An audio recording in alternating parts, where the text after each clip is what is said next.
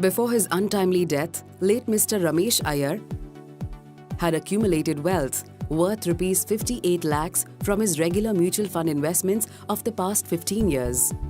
Let's have a look at the results of the various scenarios that Mrs. Iyer could have faced after the passing of her husband. Situation 1. When Ramesh never mentioned about his mutual fund investments to his wife. Mrs. Iyer is devastated emotionally and financially. The 58 lakh rupees remain unclaimed forever. Situation 2. When Ramesh had made his wife the nominee in all his investments across mutual funds and insurance policies, and Mrs. Iyer was aware of this fact. The options available to Mrs. Iyer in this situation are to A. Transmit the mutual fund investments in her name, or B.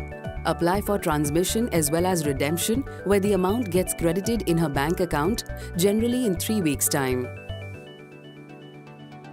Situation 3. When Ramesh has a joint mutual fund holding along with his wife as the survivor. Similar to the previous situation, being the surviving holder of the account, Mrs. Iyer has two options. A. Transmit the mutual fund investments in her name, or B. Apply for transmission as well as redemption where the amount gets credited in her bank account, generally in 2 weeks' time. Situation 4. When Ramesh is the sole holder of his mutual fund account and Mrs. Iyer is not a nominee, but Ramesh has kept Mrs. Iyer informed of his investments. In this situation, Mrs. Iyer has to run around trying to prove herself as the legal heir before she can even apply for transmission.